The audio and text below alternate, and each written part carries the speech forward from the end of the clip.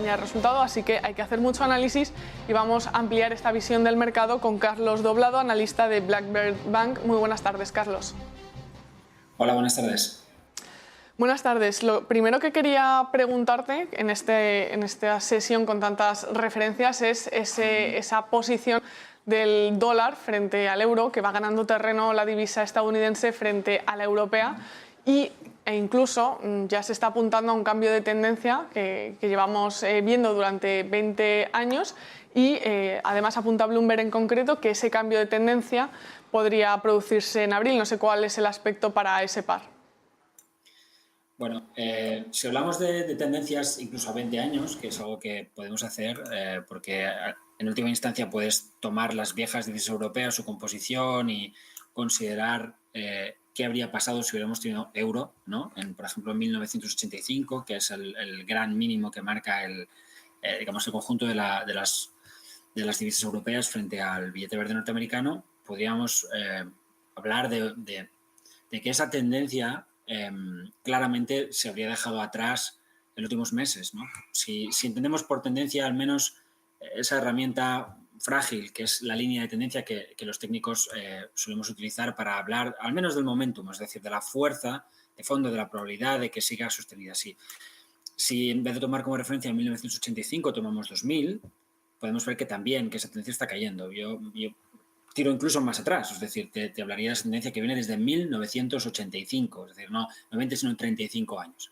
Esa tendencia evidentemente no estaría cambiando ahora, esa tendencia habría cambiado en 2007-2008, desde entonces lo que hemos visto es una gran corrección, esa gran corrección canaliza en un proceso que podemos ver muy bien y que por debajo de los mínimos marcados en los últimos años, de esos 2 años de recuperación de los que tú hablabas, soporte en la zona 1.03, en principio por debajo de ese punto la paridad no es una referencia, es decir, la paridad es algo psicológico, pero técnicamente en muy pocas ocasiones podríamos decir que bueno, ha tenido su importancia. El nivel estaría un poquito por encima, es 1.03. Yo pienso que en los últimos meses hemos visto muchos elementos que invitaban a pensar que este cambio de tendencia del euro frente al dólar o esa recuperación del euro frente al dólar para volver a la tendencia principal, era mi apuesta. Si me hubieras preguntado a finales del año pasado te habría dicho, sigo pensando que la tendencia desde 1985 sigue vigente. Al fin y al cabo el dólar es una moneda débil en el muy largo plazo. Los últimos 80 años se ha podido depreciar tranquilamente un 90 y muchos por ciento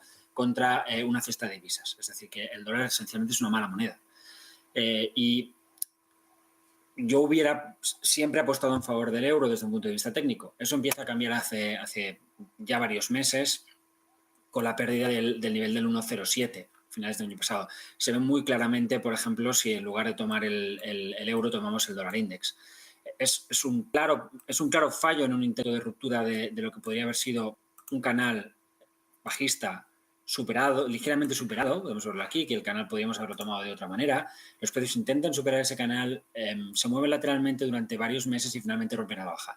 En ese punto, en el 1.17, tú sabes que este proceso de rebote o de intento de cambio de tendencia, de vuelta a la supertendencia principal alcista, está fracasando y que estás volviendo a la tendencia de orden anterior, de orden superior bajista, que es la que viene desde el 2008. Por tanto, que vas a volver a moverte al menos hacia la línea de tendencia y con mucha probabilidad de ruptura porque ya la has atacado muchas veces y en ese sentido pues el objetivo está un poco en este 1.03. Mientras mantenga el 1.03, pues todavía podríamos decir que el eurodólar tiene una cierta capacidad para mantenerse, para no agravar, porque ya hemos estado aquí, es decir, esa tendencia de largo plazo, no la que viene desde 2000, sino que viene desde el 85, ya se intenta corregir desde el 2008, es decir, ya intentamos romper todo eso desde el 2008 y hay argumentos, por ejemplo, sólidos desde tu punto de vista chartista, como podría ser este patrón de cabeza y hombros, que es un patrón de largo plazo, que te ha dicho, oye, hasta aquí.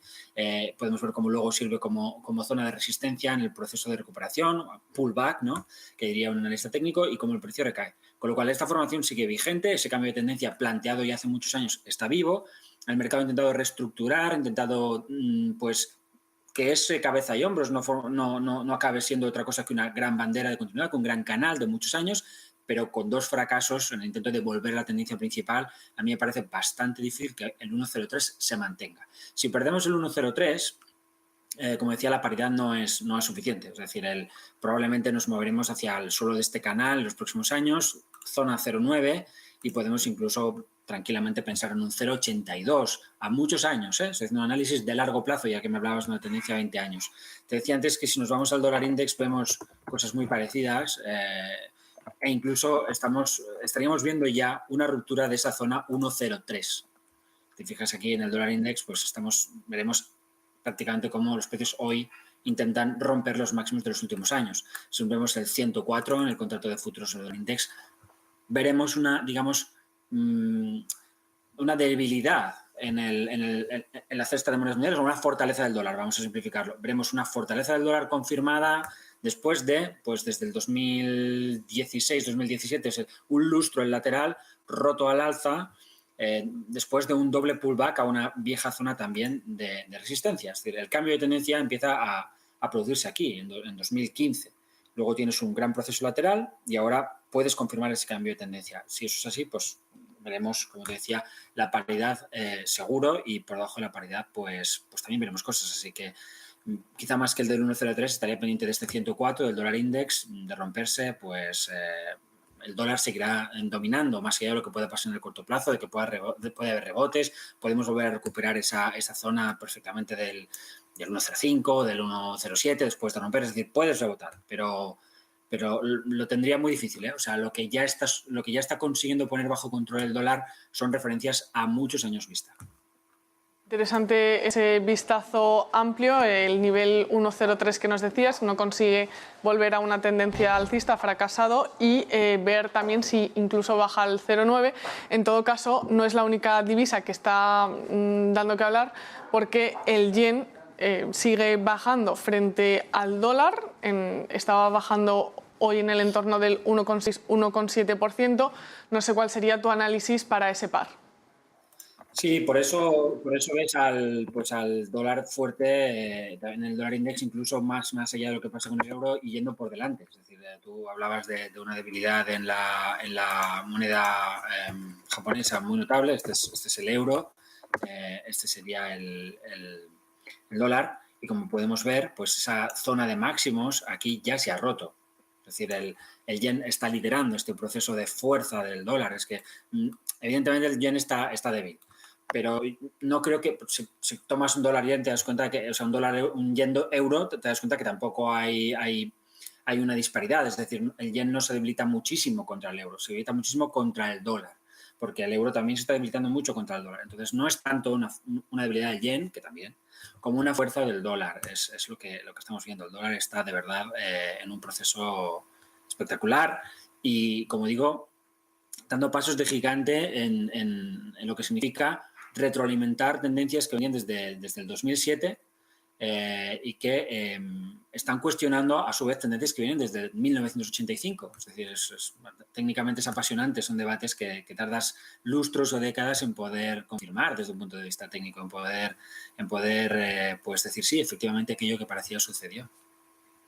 No sé si, Carlos, podemos preguntarte por los precios del gas, la referencia en Europa neerlandesa, que están cayendo un 4,5%, y ayer veíamos incluso cómo llegó a subir el 20%, aunque después se moderó un poco la explicación a ese movimiento. A ver, los precios del gas, a ver si puedo encontrarlo, igual que los precios del crudo, aquí está NYMEX, los precios del gas han habido momentos. No, esto es un ETF, déjame ver, normalmente no utilizo a ver si lo encuentro. Aquí está. Está buscándolo en Estados Unidos, pero están al revés. En todo caso, en los primeros días del año, cuando el petróleo se va también a la zona de 120, 130, ahí, tanto en la cuestión del gas natural como en la cuestión del crudo, en el crudo lo vamos a ver muy rápidamente, no sirve como, no encuentro el gráfico del gas natural, perdóname, pero el del crudo sí que lo tengo a mano. Podemos ver que en estas zonas de máximos, pues hay realmente unos niveles de resistencia muy, muy fuertes. Estos niveles son realmente muy notables. Justo estos máximos, lo que vendrían a ser los 140 del crude oil, los alcanza el gas natural. Es decir, ahí hay mucha resistencia, y a mí me cuesta mucho creer que el mercado sea capaz de superar esos niveles. O sea, me cuesta mucho. Es decir, podemos verlo subir a corto plazo, pero entiendo que deberíamos ver meses como un poco de estabilización. Seguir pensando en una subida libre más allá de estos niveles conseguidos en 2008 me parece bastante loco, honestamente. Vale, o sea que esas subidas, nos quedamos con el mensaje de que esas subidas se pueden producir de forma tan pronunciada en el corto plazo, pero nos quedamos con la tendencia del crudo también para el gas, que sería ese análisis. Carlos Doblado, analista de Black Bear Bank, muchas gracias por poner el foco y también por este repaso al mercado. Gracias, que tengas buen día y buen negocio. Igualmente, hasta pronto.